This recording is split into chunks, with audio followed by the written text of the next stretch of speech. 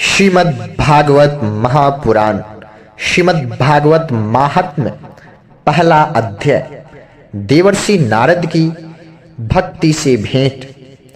सच्चिदानंद स्वरूप भगवान श्री कृष्ण को हम नमस्कार करते हैं, जो जगत की उत्पत्ति, स्थिति और विनाश के हेतु तथा आध्यात्मिक, आधिदैविक और आधिभौतिक तीनों प्रकार के तापों का नाश करने वाले हैं। जिस समय श्री सुखदेव जी का यज्ञोपवीत संस्कार भी नहीं हुआ था तथा लौकिक वैदिक कर्मों के अनुष्ठान का अवसर भी नहीं आया था, तभी उन्हें अकेले ही संन्यास लेने के लिए घर से जाते देखकर उनके पिता व्यास जी विरह से कातर होकर पुकारने लगे, बेटा बेटा बेटा, तुम कहाँ जा रहे हो? उस समय वृक्षों ने तन्मय होने के कारण श्री सुखदेव जी की ओर से उत्तर दिया था। ऐसे सर्वभूत हृदय स्वरूप श्री सुखदेव मुनि को मैं नमस्कार करता हूं। एक बार भगवत कथा अमृत का रसास्वादन करने में कुशल मुनिवर शौनक जी ने नैमिषारण्य क्षेत्र में विराजमान महामती सूत जी को नमस्कार करके उनसे पूछा। शौनक जी ने पूछा, हे सूत जी, आपका ज्ञान अज्ञानांधकार को नष्ट करने के लिए करोड़ों सूर्य के समान है। आप हमारे कानों के लिए रसायन अमृत स्वरूप सार गर्भित कथा कीजिए। भक्ति, ज्ञान और वैराग्य से प्राप्त होने वाले महान विवेक की वृद्धि किस प्रकार होती है तथा वैष्णव लोग किस तरह इस माया मोह से अपना पीछा छुड़ाते हैं। इस घोर कलिकाल में जीव प्रायः आसुरी स्वभाव के हो गए हैं। विविध क्लेशों से आक्रांत इन जीवों को शुद्ध दैवी शक्ति संपन्न बनाने का सर्वश्रेष्ठ उपाय क्या है? सुत जी, आप हमें कोई ऐसा शाश्वत साधन बताइए जो सबसे अधिक कल्याणकारी तथा पवित्र करने वालों में भी पवित्र हो तथा जो भगवान श्री कृष्ण की प्राप्ति करा दे। चिंतामणि केवल लौकिक सुख दे सकती है और कल्पवृक्ष अधिक से अधिक स्वर्गीय संपत्ति दे सकता है, परंतु गुरुदेव प्रसन्न होकर भगवान का योगी दुर्लभ नित्य वैकुंठ धाम दे देते हैं। सूत जी ने कहा, शौनक जी, तुम्हारे हृदय में भगवान का प्रेम है, इसलिए मैं विचार कर तुम्हें संपूर्ण सिद्धांतों का निष्कर्ष सुनाता हूं, जो जन्म मृत्यु के भय का नाश कर देता है, जो भक्ति के प्रवाह को बढ़ाता है और भगवान श्री कृष्ण की प्रसन्नता का प्रधान कारण है। मैं तुम्हें वह साधन बतलाता हूं, उसे सावधान होकर सुनो। श्री सुखदेव जी ने कलयुग में जीवों के काल रूपी सर्प के मुख का ग्रास होने की त्रास का आत्यांतिक नाश करने के लिए श्रीमद् भागवत शास्त्र का प्रवचन किया है। मन की शुद्धि के लिए इससे बढ़कर कोई साधन नहीं है। जब मनुष्य के जन्म जन्मांतर का पुण्य उदय होता है, तभी उसे इस भगवत शास्त्र की प्राप्ति होती है। जब सुखदेव जी राजा परीक्षित को यह कथा सुनाने के लिए सभा में विराजमान हुए, तब देवता लोग उनके पास अमृत का कलश लेकर आए। देवता अपना काम बनाने में बड़े कुशल होते हैं, अतः यहां भी सबने सुखदेव मुनि को नमस्कार करके कहा, आप यह अमृत लेकर बदले में हमें कथा अमृत का दान दे दीजिए। इस प्रकार परस्पर विनिमय अर्थात अदला बदली हो जाने पर राजा परीक्षित अमृत का पान कर लें और हम सब श्रीमद् भागवत रूप अमृत का पान करेंगे। इस संसार में कहां कांच और कहां महामूल्य मणि तथा कहाँ सुधा और कहाँ कथा। श्री सुखदेव जी ने यह सोचकर उस समय देवताओं की हंसी उड़ा दी। उन्हें भक्ति शून्य कथा का अनाधिकारी जानकर कथामृत का दान नहीं किया। देवताओं को भक्ति शून्य जानकर उन्हें कथामृत का दान नहीं किया। इस प्रकार यह श्रीमद् भागवत की कथा देवताओं को भी दुर्लभ है। पूर्व काल में श्रीमद् भागवत के श्रवण से राजा परीक्षित की मुक्ति देखकर ब्रह्मा जी को भी बड़ा आश्चर्य हुआ था। उन्होंने सत्यलोक में तराजू बांधकर सब साधनों को तोला। अन्य सभी साधन तौल में हल्के पड़ गए। अपने महत्व के कारण भागवत ही सबसे भारी रहा। यह देखकर सभी ऋषियों को बड़ा विस्मय हुआ। उन्होंने कलयुग में इस भगवत रूप भागवत शास्त्र को ही पढ़ने सुनने से तत्काल मोक्ष देने वाला निश्चय किया। सप्ताह विधि से श्रवण करने पर यह निश्चय भक्ति प्रदान करता है। पूर्व काल में इसे दयापरायण सनकादि ने देवर्षि नारद को सुनाया था। यद्यपि देवर्षि ने पहले ब्रह्मा जी के मुख से इसे श्रवण कर लिया था, तथापि सप्ताह श्रवण की विधि तो उन्हें सनकादि से ही मिली थी। शौनक जी ने पूछा, संसारिक प्रपंच से मुक्त एवं विचरणशील नारद जी का सनकादि के साथ संयोग कहाँ हुआ और विधि विधान के श्रवण में उनकी प्रीति कैसे हुई? सूत जी ने कहा, अब मैं तुम्हें वह भक्तिपूर्ण कथानक सुनाता हूं जो श्री सुखदेव जी ने मुझे अपना अनन्य शिष्य जानकर एकांत में सुनाया था। एक दिन विशालापुरी में वे चारों निर्मल ऋषि सत्संग के लिए आए। वहां उन्होंने नारद जी को देखा। सनकादि ने पूछा, ब्राह्मण, आपका मुख उदास क्यों हो रहा? हे ब्राह्मण, आपका मुख उदास क्यों हो रहा? आप चिंतातुर कैसे हैं? इतनी जल्दी जल्दी आप कहां जा रहे हैं और आपका आगमन कहां से हो रहा है? इस समय तो आप उस पुरुष के समान व्याकुल जान पड़ते हैं जिसका सारा धन लूट गया हो। आप जैसे आसक्ति रहित पुरुषों के लिए यह उचित नहीं है। इसका कारण बताइए। तब नारद जी ने कहा, मैं सर्वोत्तम लोक समझकर पृथ्वी में आया था। यहाँ पुष्कर, प्रयाग, काशी, गोदावरी, हरिद्वार, कुरुक्षेत्र, श्रीरंग और सेतुबंध आदि कई तीर्थों में मैं इधर उधर विचरता रहा, किंतु मुझे कहीं भी मन को संतोष देने वाली शांति नहीं मिली। इस समय अधर्म के सहायक कलयुग ने सारी पृथ्वी को प्रीत कर रखा है। अब यहाँ सत्य, तप, शौच, बाहर भीतर की पवित्रता, दया, दान आदि कुछ भी नहीं है। बेचारे जीव केवल अपना पेट पालने में लगे हुए हैं। वे असत्यभाषी, आलसी, मंदबुद्धि, भाग्यहीन, उपद्रवग्रस्त हो गए हैं। जो साधु संत कहे जाते हैं वे पूरे पाखंडी हो गए हैं। देखने में तो वे विरक्त है, किंतु स्त्री, धन आदि सभी का परिग्रह करते हैं। घरों में स्त्रियों का राज्य है। साले सलाहकार बने हुए हैं। उनके साले और लोभ से लोग कन्या विक्रय कर रहे हैं और स्त्री पुरुषों में कलह मचा रहता है।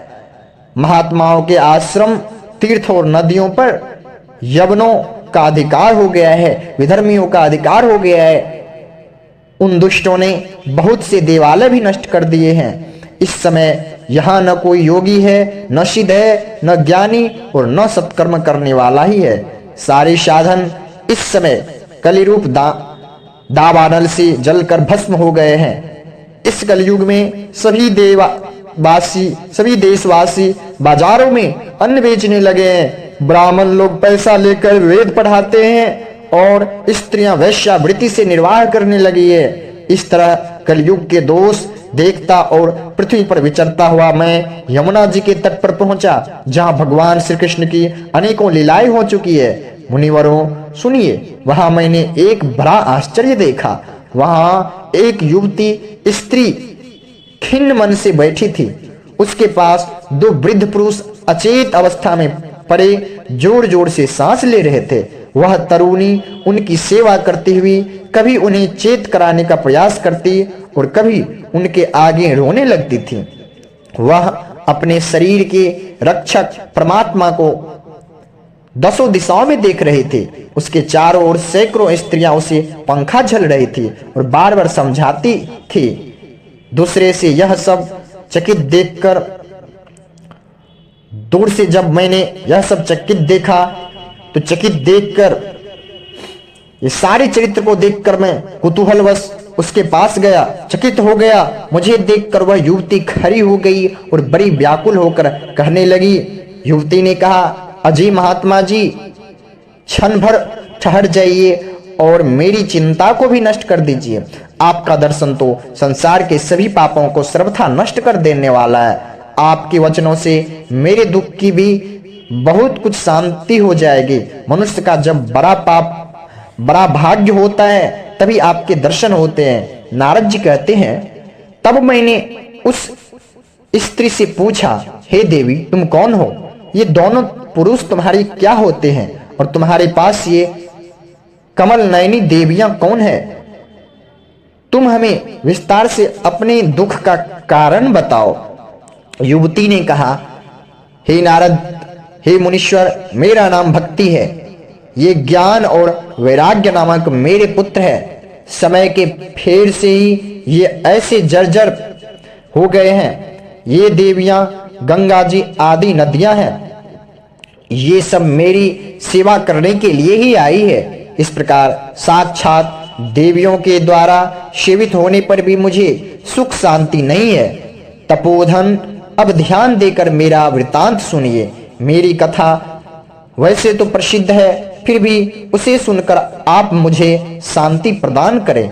मैं द्रविड़ देश में उत्पन्न हुई, कर्नाटक में बड़ी, कहीं कहीं महाराष्ट्र में सम्मानित हुई, किंतु गुजरात में मुझको बुढ़ापे ने आ घेरा। वहां घोर कलयुग के प्रभाव से पाखंडियों ने मुझे अंग भंग कर दिया।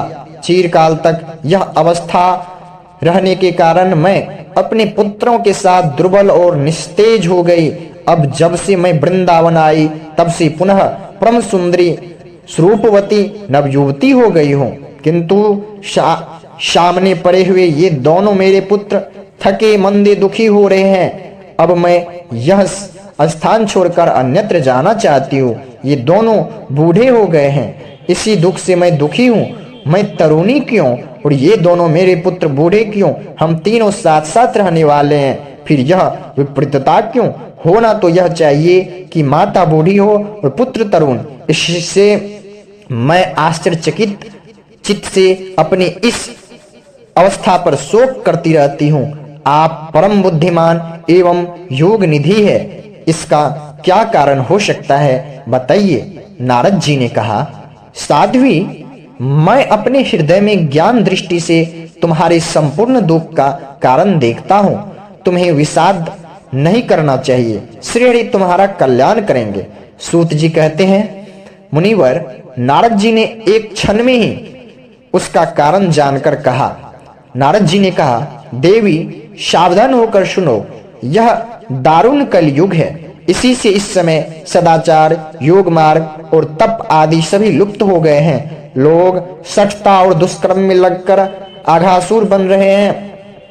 संसार में जहां देखो वहां सत्पुरुष दुख से ग्लान है और दुष्ट सुखी हो रहे हैं। इस समय जिस बुद्धिमान पुरुष का धैर्य बना रहे वही बड़ा ज्ञानी और पंडित है। पृथ्वी क्रमशः प्रतिवर्ष शेष जी के लिए भार रूप होती जा रही है। अब यह छूने योग्य तो क्या, देखने योग्य भी नहीं रह गई है और न इसमें कहीं मंगल ही दिखाई देता है।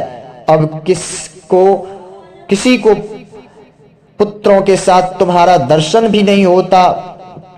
विषयानुराग के कारण अंधे बने हुए जीवों से उपेक्षित होकर तुम जर्जर हो रही थी।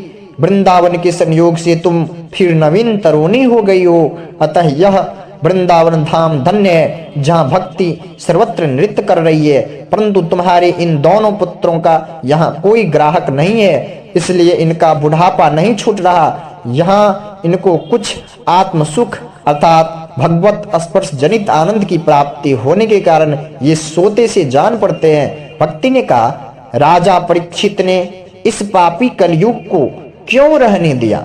इसके आते ही सब वस्तुओं का सार न जाने कहां चला गया।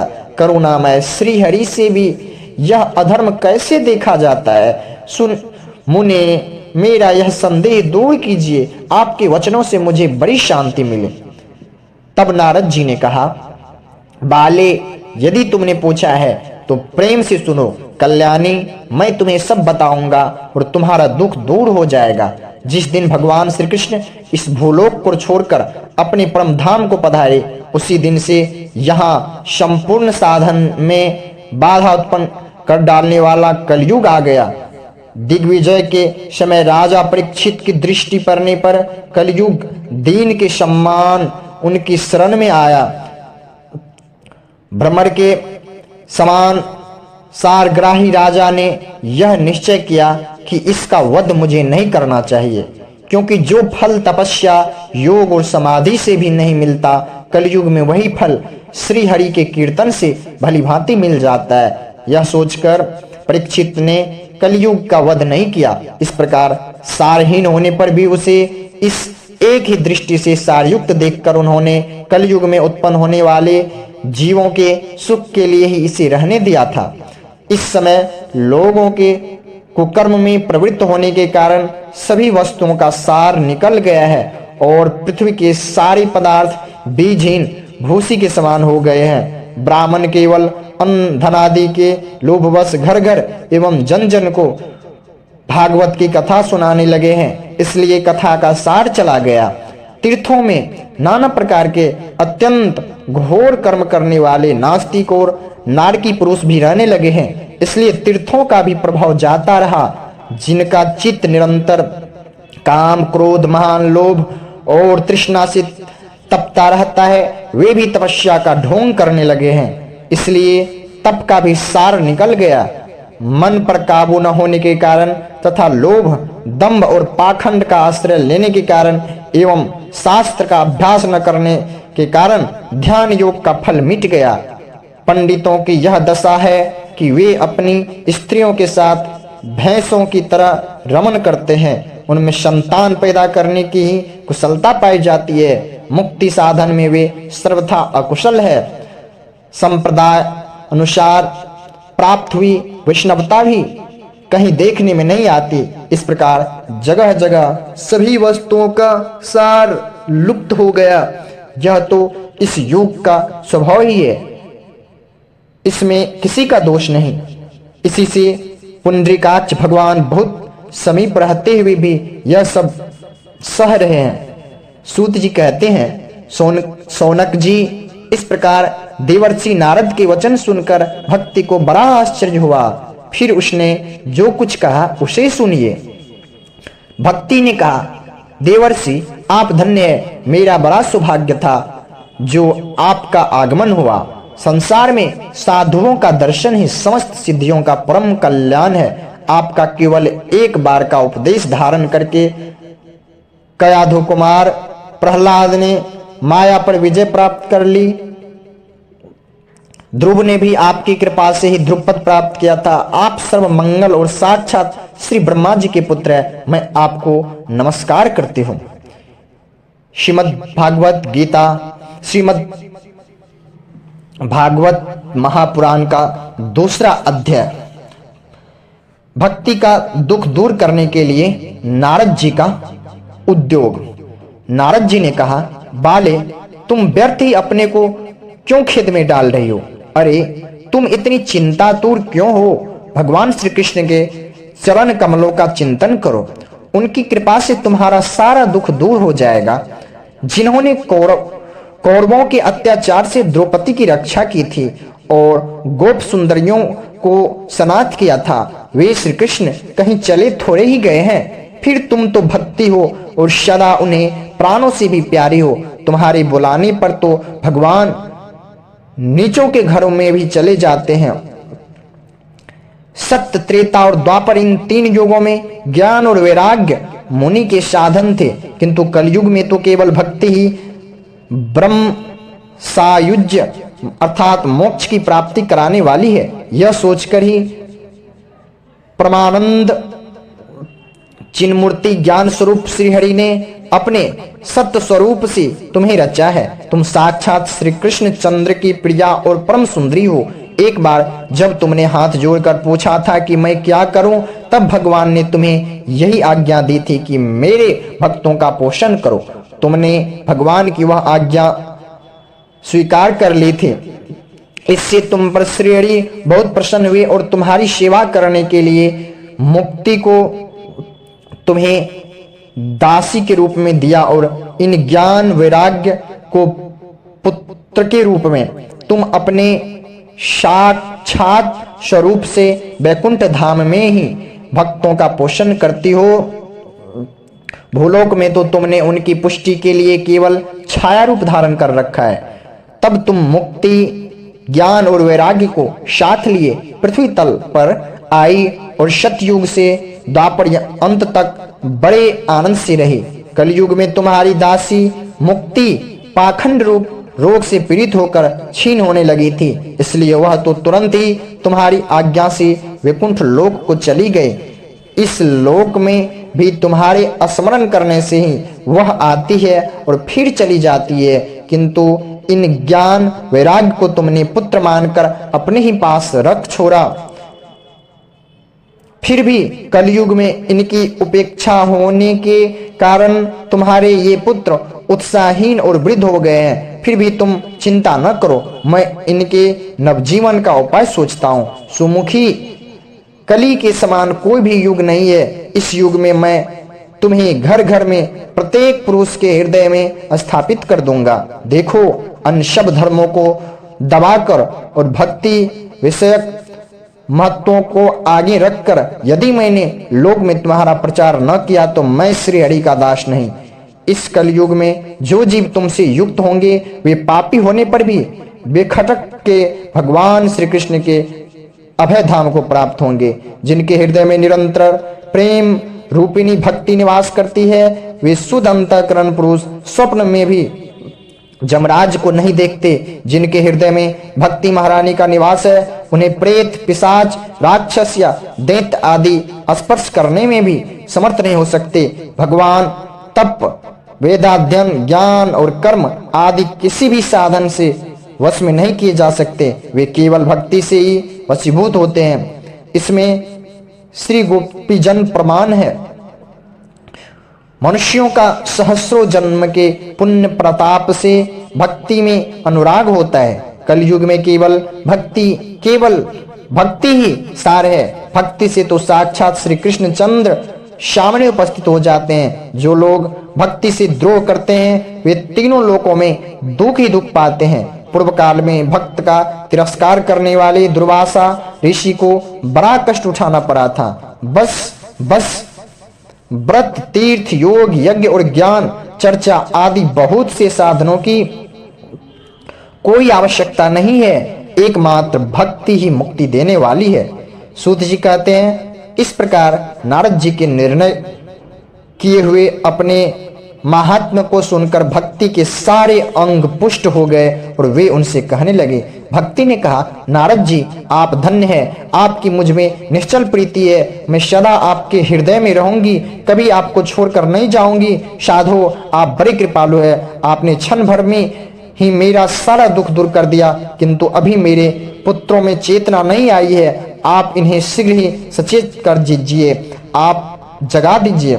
सूत जी कहते हैं, भक्ति के वे वचन सुनकर नारद जी को बड़ी करुणा आई और वे उन्हें हाथ से हिला डुलाकर जगाने लगे। फिर उनके कान के पास मुंह लाकर जोर से कहा, ओ ज्ञान जल्दी जग परो, ओ वैराग्य जल्दी जग परो। फिर उन्होंने वेद ध्वनि, वेदांत घोष और बार बार गीता पाठ करके उन्हें जगाया। इससे वे जैसे तैसे बहुत जोर लगाकर उठे, किंतु आलस्य के कारण वे दोनों जम्भाई लेते रहे। नेत्र उघाड़ कर देख भी नहीं सके। उनके बाल बुगलों की तरह सफेद हो गए थे। उनके अंग प्रायः सूखे काठ के समान निस्तेज और कठोर हो गए थे। इस प्रकार भूख प्यास के मारे अत्यंत दुर्बल होने के कारण उन्हें फिर सोते देख नारद जी को बड़ी चिंता हुई और वे सोचने लगे, अब मुझे क्या करना चाहिए। इनकी यह नींद और इससे भी बढ़कर इनकी वृद्धावस्था कैसे दूर हो। शौनक जी इस प्रकार चिंता करते करते वे नारद भगवान का स्मरण करने लगे। उसी समय यह आकाशवाणी हुई कि हे मुनि, हे नारद, खेद मत करो, तुम्हारा यह उद्योग निस्संदेह सफल होगा। देवर्षि, इसके लिए तुम एक सत्कर्म करो। वह कर्म तुम्हें संत शिरोमणि महानुभाव बताएंगे। उस सत्कर्म का अनुष्ठान करते ही क्षण भर में उनकी नींद और वृद्धावस्था चली जाएगी तथा सर्वत्र भक्ति का प्रसार होगा। यह आकाशवाणी वहां सभी को साफ साफ सुनाई दी। इससे नारद जी को बड़ा विस्मय हुआ और वे कहने लगे, मुझे तो इसका कुछ उपाय समझ में नहीं आया। नारद जी बोले, इस आकाशवाणी ने भी गुप्त रूप में ही बात कही है। यह नहीं बताया कि वह कौन सा साधन किया जाए जिससे इनका कार्य सिद्ध हो। वे संत न जाने कहाँ मिलेंगे और किस प्रकार उस साधन को बताएंगे। अब आकाशवाणी ने जो कुछ कहा है उसके अनुसार मुझे क्या करना चाहिए। सूत जी कहते हैं, शौनक जी तब ज्ञान वैराग्य दोनों को वहीं छोड़कर नारद मुनि वहां से चल पड़े और प्रत्येक तीर्थ में जा जाकर मार्ग में मिलने वाले मुनीश्वरों से वह साधन पूछने लगे। उनकी उस बात को सुनते तो सब थे, किंतु उसके विषय में कोई कुछ भी निश्चित उत्तर न देता। किन्हीं ने उसे असाध्य बताया, कोई बोले इसका ठीक ठीक पता लगना ही कठिन है, कोई सुनकर चुप रह गए और कोई तो अपनी अवज्ञा होने के भय से बात को टाल टूल कर खिसक गए। त्रिलोकी में महान आश्चर्यजनक हाहाकार मच गया। लोग आपस में कान फुसी करने लगे। भाई, जब वेद ध्वनि, वेदांत घोष और बार बार गीता पाठ सुनाने पर भी भक्ति, ज्ञान और वैराग्य ये तीनों नहीं जगाए जा सके, तब और कोई उपाय नहीं है। स्वयं योगीराज नारद को भी जिसका ज्ञान नहीं है उसे दूसरे संसारी लोग कैसे बता सकते हैं। इस प्रकार जिन जिन ऋषियों से इसके विषय में पूछा गया, उन्होंने निर्णय करके यही कहा कि यह बात दुस्साध्य ही है। तब नारद जी बहुत चिंतातुर हुए और बद्रीवन में आए। ज्ञान वैराग्य को जगाने के लिए वहां उन्होंने यह निश्चय किया कि मैं तप करूंगा। इसी समय उन्हें अपने सामने करोड़ों सूर्यों के समान तेजस्वी सनकादि मुनीश्वर दिखाई दिए। उन्हें देखकर वे मुनिश्रेष्ठ कहने लगे। नारद जी ने कहा, हे महात्माओं, इस समय बड़े भाग्य से मेरा आप लोगों के साथ समागम हुआ है। आप मुझ पर कृपा करके शीघ्र ही यह साधन बताइए। आप सभी लोग बड़े योगी, बुद्धिमान और विद्वान हैं। आप देखने में 5-5 वर्ष के बालक से जान पड़ते हैं, किंतु है पूर्वजों के भी पूर्वज। आप लोग सदा वैकुंठ धाम में निवास करते हैं, निरंतर हरि कीर्तन में तत्पर रहते हैं, भगवत लीला अमृत का रसास्वादन कर सदा उसी में जीवन का आधार है, उसी में उन्मत्त रहते हैं। एकमात्र भगवत कथा ही आपके जीवन का आधार है। हरि शरणम अर्थात भगवान ही हमारे रक्षक है। यह वाक्य सर्वदा आपके मुख में रहता है। इसी से काल प्रेरित वृद्धावस्था भी आपको बाधा नहीं पहुंचाती। पूर्व काल में आपकी भ्रूभंग मात्र से भगवान विष्णु के द्वारपाल जय और विजय तुरंत पृथ्वी पर गिर गए थे और फिर आपकी ही कृपा से पुनः वैकुंठ लोक पहुंच गए। धन्य है, इस समय आपका दर्शन बड़े ही सौभाग्य से हुआ है। मैं बहुत दीन हूं और आप लोग स्वभाव से ही दयालु है, इसलिए मुझ पर आपको अवश्य कृपा करनी चाहिए। बताइए, आकाशवाणी ने जिसके विषय में कहा है वह कौन सा साधन है और मुझे किस प्रकार उसका अनुष्ठान करना चाहिए। आप इसका विस्तार से वर्णन कीजिए। भक्ति, ज्ञान और वैराग्य को किस प्रकार सुख मिल सकता है और किस तरह इसकी प्रेम पूर्वक सब वर्णों में प्रतिष्ठा की जा सकती है, बतलाइए। सनकादि ने कहा, देवर्षि, आप चिंता न करें, मन में प्रसन्न हो। उनके उद्धार का एक सरल उपाय पहले से ही विद्यमान है।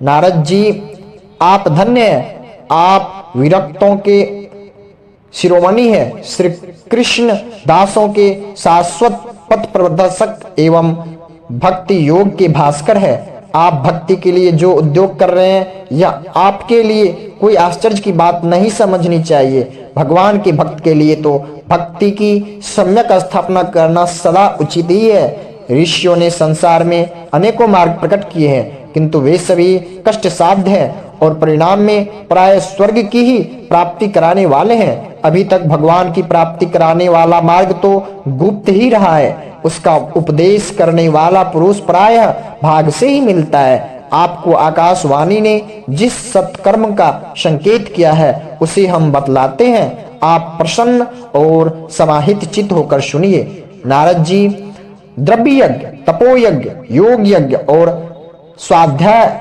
रूप ज्ञान यज्ञ, ये सब तो स्वर्ग आदि की प्राप्ति कराने वाले कर्म की ही और संकेत करते हैं। पंडितों ने ज्ञान यज्ञ को ही सत्कर्म अर्थात मुक्तिदायक कर्म का सूचक माना है। वह श्रीमद् भागवत का पारायण है, जिसका गान सुकादि महानुभावों ने किया है। उसके शब्द सुनने मात्र से ही भक्ति, ज्ञान और वैराग्य को बड़ा बल मिलेगा। इससे ज्ञान वैराग्य का कष्ट मिट जाएगा और भक्ति को आनंद मिलेगा। सिंह की गर्जना सुनकर जैसे भेड़िए भाग जाते, उसी प्रकार श्रीमद् भागवत की ध्वनि से कलयुग के सारे दोष नष्ट हो जाएंगे। तब प्रेम रस प्रवाहित करने वाली भक्ति, ज्ञान और वैराग्य को साथ लेकर प्रत्येक घर और व्यक्ति के हृदय में क्रीड़ा करेगी। नारद जी ने कहा, मैंने वेद वेदांत की ध्वनि और गीता पाठ करके उन्हें बहुत जगाया, किंतु फिर भी भक्ति, ज्ञान और वैराग्य ये तीनों नहीं जगे। ऐसी स्थिति में श्रीमद् भागवत सुनाने से वे कैसे जगेंगे? क्योंकि उस कथा के प्रत्येक श्लोक और प्रत्येक पद में भी वेदों का ही तो सारांश है। आप लोग शरणागत वत्सल है तथा आपका दर्शन कभी व्यर्थ नहीं होता, इसलिए मेरा यह संदेह दूर कर दीजिए। इस कार्य में विलंब न कीजिए। सनकादि ने कहा, श्रीमद् भागवत की कथा वेद और उपनिषदों के सार से बनी है, इसलिए उनसे अलग उनकी फल स्वरूप होने के कारण वह बड़ी उत्तम जान पड़ती है।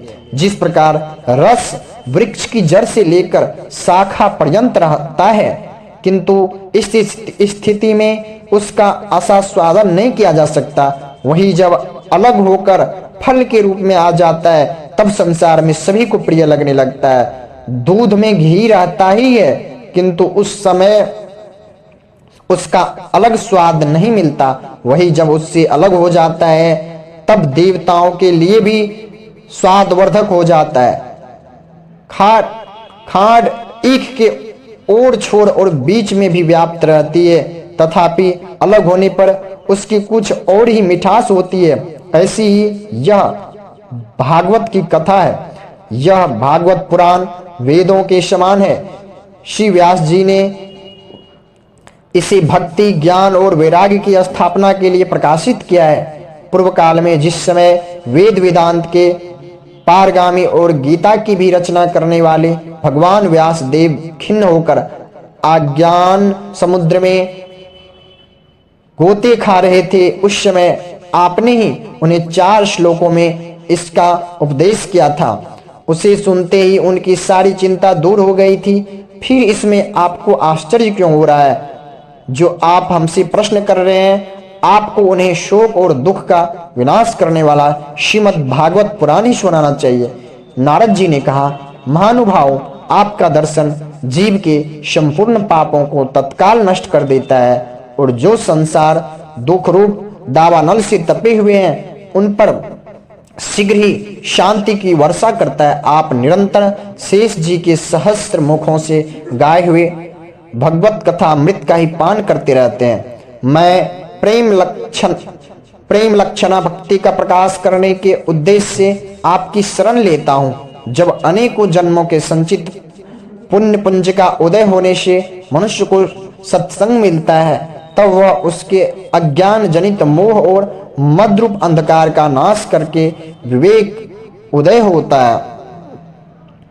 तीसरा अध्याय, भक्ति के कष्ट की निवृत्ति। नारद जी कहते हैं, अब मैं भक्ति, ज्ञान और वैराग्य को स्थापित करने के लिए प्रयत्न पूर्वक श्री सुखदेव जी के कहे हुए भगवत शास्त्र की कथा द्वारा उज्जवल ज्ञान यज्ञ करूंगा। यह यज्ञ मुझे कहाँ करना चाहिए? आप इसके लिए कोई स्थान बता दीजिए। आप लोग वेद के पारगामी है, इसलिए मुझे इस सुख शास्त्र की महिमा सुनाइए। यह भी बताइए कि श्रीमद् भागवत कथा कितने दिनों में सुनाई जानी चाहिए और उसके सुनने की विधि क्या है? सनकादि बोले, नारद जी आप बड़े विनीत और विवेकी है, सुनिए हम आपको ये सब बातें बताते हैं। हरिद्वार के पास आनंद नाम का एक घाट है, वहां अनेकों ऋषि रहते हैं तथा देवता और सिद्ध लोग भी उसका सेवन करते रहते हैं। भांति भांति के वृक्ष और लताओं के कारण वह बड़ा सघन है और वहां बड़ी कोमल नवीन बालू बिछी हुई है। वह घाट बड़ा ही सुरम्य और एकांत प्रदेश में है। वहां हर समय सुनहले कमलों की सुगंध आया करती है। उसके आसपास रहने वाले सिंह, हाथी आदि परस्पर विरोधी जीवों के चित्त में भी वैराग्य नहीं है। वहां आप बिना किसी विशेष प्रयत्न के ही ज्ञान यज्ञ आरंभ कर दीजिए।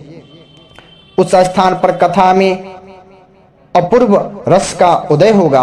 भक्ति भी अपने आंखों के ही सामने निर्बल और जरा जीर्ण अवस्था में पड़े हुए ज्ञान और वैराग्य को साथ लेकर वहां आ जाएगी, क्योंकि जहां भी श्रीमद् भागवत की कथा होती है वहां ये भक्ति आदि अपने आप पहुंच जाते हैं। वहां कानों में कथा के शब्द पढ़ने से ही ये तीनों तरुण हो जाएंगे। सूत जी कहते हैं, इस प्रकार कहकर नारद जी के साथ सनकादि भी श्रीमद् भागवत कथा अमृत का पान करने के लिए वहां से तुरंत गंगा तट पर चले गए। जिस समय वे तट पर पहुंचे, भूलोक, देवलोक और ब्रह्मलोक सभी जगह इस कथा का हल्ला हो गया। जो भागवत कथा के रसिक विष्णु भक्त थे, वे सभी श्रीमद् भागवत कथा अमृत का पान करने के लिए सबसे आगे दौड़ दौड़ कर आने लगे। भृगु, वशिष्ठ, च्यवन, गौतम, मेधातिथि, देवल, देवरात, परशुराम, विश्वामित्र, साकल, मार्कंडेय, दत्तात्रेय, पिल्लाद, योगेश्वर, व्यास और पराशर, छायासुक, जलाली और जलडू आदि सभी प्रधान मुनिगण अपने अपने पुत्र, शिष्य और स्त्रियों समेत बड़े प्रेम से वहां आए। इनके सिवा वेद, वेदांत, उपनिषद, मंत्र, तंत्र, 17 पुराण और 6 शास्त्र भी मूर्तिमान होकर वहां उपस्थित हुए। गंगा आदि नदियां, पुष्कर आदि सरोवर, कुरुक्षेत्र आदि समस्त क्षेत्र, सारी दिशाएं, दंडक आदि वन, हिमालय आदि पर्वत तथा देव, गंधर्व और दानव आदि सभी कथा सुनने चले आए। जो लोग अपने गौरव के कारण नहीं आए, महर्षि भृगु ने समझा बुझा कर ले आए। तब कथा सुनाने के लिए दीक्षित होकर श्री कृष्ण परायण सनकादि नारद जी के दिए हुए श्रेष्ठ आसन पर विराजमान हुए। उस समय सभी श्रोताओं ने उनकी वंदना की। श्रोताओं में वैष्णव, विरक्त, सन्यासी और ब्रह्मचारी लोग आगे बैठे और उन सब के आगे नारद जी विराजमान हुए। एक और ऋषिगण, एक और देवता, एक और वेद और उपनिषद इत्यादि तथा एक और तीर्थ बैठे और दूसरी ओर स्त्रियां बैठी। उस समय सब और जब जय जयकार, नमस्कार और शंखों का शब्द होने लगा और अबीर, गुलाल, खील और फूलों की खूब वर्षा होने लगी। कोई कोई देवश्रेष्ठ तो विमानों पर चढ़कर वहां बैठे हुए सब लोगों पर कल्प वृक्ष के पुष्पों की वर्षा करने लगे। सूत जी कहते हैं, इस प्रकार पूजा समाप्त होने पर जब सब लोग एकाग्रचित हो गए, तब शनकादि ऋषि महात्मा नारद को श्रीमद् भागवत का महात्म स्पष्ट करके सुनाने लगे। सनकादि ने कहा, अब हम आपको इस भागवत शास्त्र की महिमा सुनाते हैं। इसके श्रवण मात्र से मुक्ति हाथ लग जाती है। श्रीमद् भागवत की कथा का सदा सर्वदा सेवन आस्वादन करना चाहिए। इसके श्रवण मात्र से श्री हरि हृदय में आ विराजते हैं। इस ग्रंथ में 18,000 श्लोक और 12 स्कंध है तथा सुखदेव और राजा परीक्षित का संवाद है। आप यह भागवत शास्त्र ध्यान देकर सुनिए। यह जीव तभी तक अज्ञानवश इस संसार चक्र में भटकता है जब तक क्षण भर के लिए भी कानों में इस सुख शास्त्र की कथा नहीं पड़ती। बहुत से शास्त्र और पुराण सुनने से क्या लाभ है? इससे तो व्यर्थ का भ्रम बढ़ता है। मुक्ति देने के लिए तो एकमात्र भागवत शास्त्र ही गरज रहा है। जिस घर में नित्य प्रति श्रीमद् भागवत की कथा होती है वहां तीर्थ रूप हो जाता है, वह घर तीर्थ हो जाता है। जो लोग उसमें रहते हैं उनके सारी पाप नष्ट हो जाते हैं। हजारों अश्वमेघ यज्ञ और सैकड़ों वाजपेयी यज्ञ इस सुख शास्त्र की कथा का 16वां अंश भी नहीं हो सकता। तपोधनों, जब तक लोग अच्छी तरह श्रीमद् भागवत का श्रवण नहीं करते तभी तक उनके शरीर में पाप निवास करते हैं। फल की दृष्टि से इस सुख शास्त्र कथा की समता गंगा, गया, काशी, पुष्कर या प्रयाग कोई भी तीर्थ भी नहीं कर सकता। यदि आपको परम गति की इच्छा है तो अपने मुख से ही श्रीमद् भागवत के आधे अथवा चौथाई श्लोक का भी नित्य नियम पूर्वक पाठ कीजिए। ओंकार, गायत्री, पुरुष सूक्त, तीनों वेद, श्रीमद् भागवत, ओम नमो भगवते वासुदेवाय, यह 12 मंत्र 12 मूर्तियों वाले सूर्य भगवान, प्रयाग, संवत्सर रूप, काल, ब्राह्मण, अग्निहोत्र, गो, द्वादशी तिथि, तुलसी, वसंत ऋतु और भगवान पुरुषोत्तम, इन सब में बुद्धिमान लोग वस्तुतः कोई अंतर नहीं मानते। जो पुरुष अहर्निश अर्थ सहित श्रीमद् भागवत शास्त्र का पाठ करता है उसके करोड़ों जन्मों के पाप ताप नष्ट हो जाते हैं। इसमें तनिक भी संदेह नहीं है। जो पुरुष नित्य प्रति भागवत का आधा या चौपाई श्लोक भी पढ़ता है उसे राजसु यज्ञ और अश्वमेघ यज्ञों का फल मिलता है। नित्य भगवान का पाठ करना, भगवान का चिंतन करना, तुलसी को सींचना और गौओं की सेवा करना, ये चारों समान है। जो पुरुष अंत समय में श्रीमद् भागवत का वाक्य सुन लेता है उस पर प्रसन्न होकर भगवान उसे वैकुंठ धाम दे देते हैं। जो पुरुष इसे सोने के सिंहासन पर रखकर विष्णु भक्तों को दान करता है वह अवश्य ही भगवान का सायुज्य प्राप्त करता है। जिस दुष्ट ने अपनी सारी आयु में चित्त को एकाग्र करके श्रीमद् भागवत अमृत का थोड़ा सा भी रसास्वादन नहीं किया उसने तो अपना सारा जन्म चंडाल और गधे के समान व्यर्थ ही गवा दिया करता है। वह तो अपनी माता के प्रसव पीड़ा पहुंचाने के लिए ही उत्पन्न हुआ है। जिसने इस सुख शास्त्र के थोड़े से भी वचन नहीं सुने वह पापात्मा तो जीता हुआ ही मुर्दे के समान है।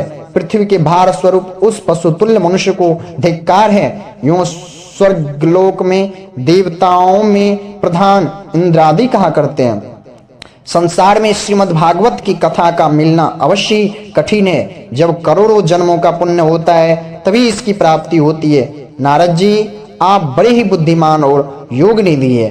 आप प्रयत्न पूर्वक कथा का श्रवण कीजिए। इसे सुनने के लिए दिनों का कोई नियम नहीं, इसे तो सर्वदा ही सुनना अच्छा है। इसे सत्यभाषण और ब्रह्मचर्य पालन पूर्वक सर्वदा ही सुनना श्रेष्ठ माना गया है।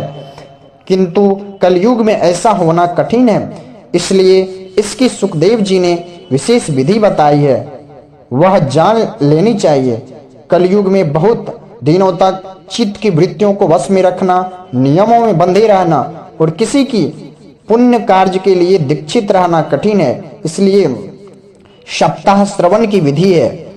श्रद्धा पूर्वक कभी भी श्रवण करने से अथवा माघ मास में श्रवण करने से जो फल होता है वही फल श्री सुखदेव जी ने सप्ताह श्रवण में निर्धारित किया है। मन के असंयम, रोगों की बहुलता और आयु की अल्पता के कारण तथा कलयुग में अनेकों दोषों की संभावना से ही सप्ताह श्रवण का विधान किया गया है। जो फल तप, योग और समाधि से भी प्राप्त नहीं हो सकता, वह सर्वांग रूप में सप्ताह श्रवण से सहज में ही मिल जाता है। सप्ताह श्रवण यज्ञ से बढ़कर है,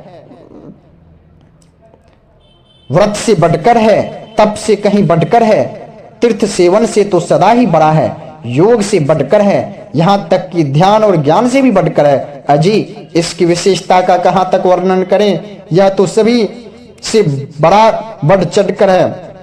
सोनक जी ने पूछा, सूत जी, यह तो आपने बड़े आश्चर्य की बात कही।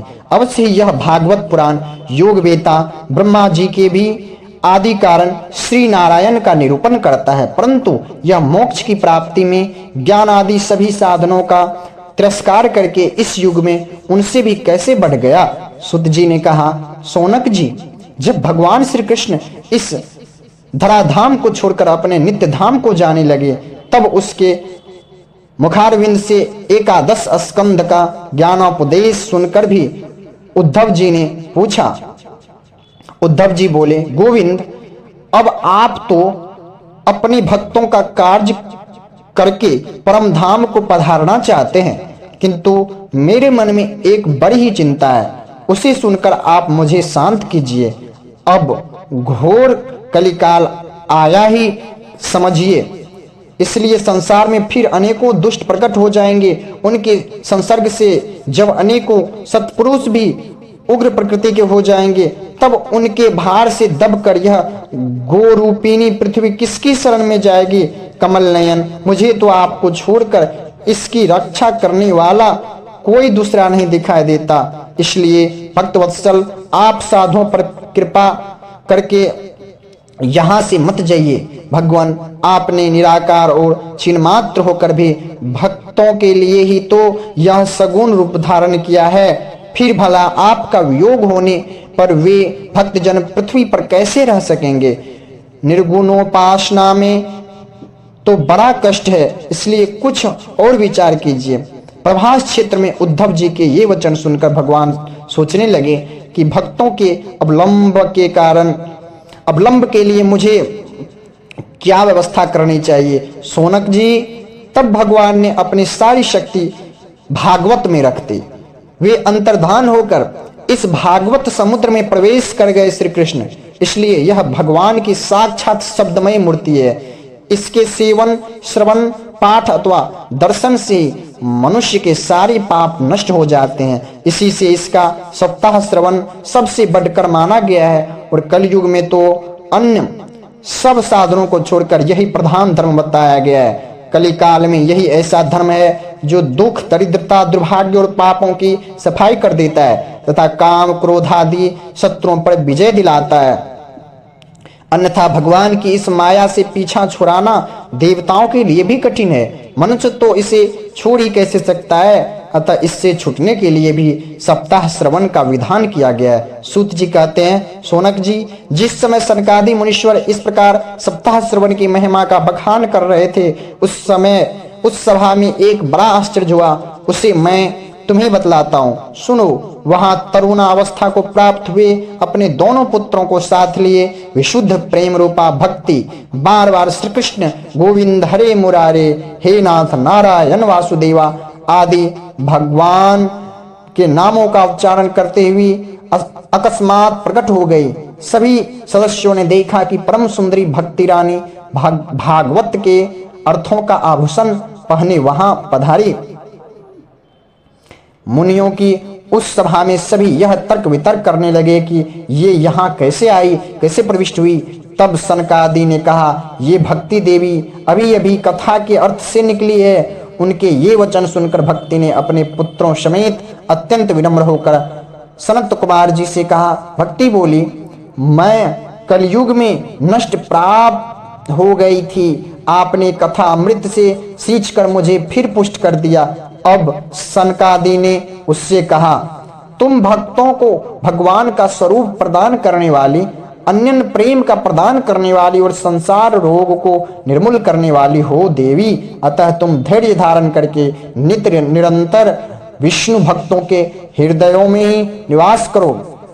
ये कलयुग के दोष भले ही सारे संसार पर अपना प्रभाव डालें, किंतु हे भक्ति तुम वहां तुम पर इनकी दृष्टि भी नहीं पड़ सकेगी। इस प्रकार उनकी आज्ञा पाते ही भक्ति तुरंत भक्तों के हृदय में जाकर बैठ गई, विराज गए। जिनके हृदय में एकमात्र श्रीहरि की भक्ति निवास करती है, वे त्रिलोकी में अत्यंत निर्धन होने पर भी परम धन्य है, क्योंकि इस भक्ति की डोरी से बंद कर तो साक्षात भगवान भी अपना परम धाम छोड़कर उनके हृदय में आकर बस जाते हैं। भूलोक में यह भागवत साक्षात परब्रह्म का विग्रह है। हम इसकी महिमा कहाँ तक वर्णन करें। इसका आश्रय लेकर इसे सुनाने से तो सुनने और सुनाने वाले दोनों का ही भगवान श्री कृष्ण की क्षमता प्राप्त हो जाती है। अतः इसे छोड़कर अन्य धर्मों से क्या प्रयोजन है। इस प्रकार श्रीमद् भागवत महापुराण का 3रा अध्याय भी खत्म हुआ। हरे कृष्णा हरे कृष्णा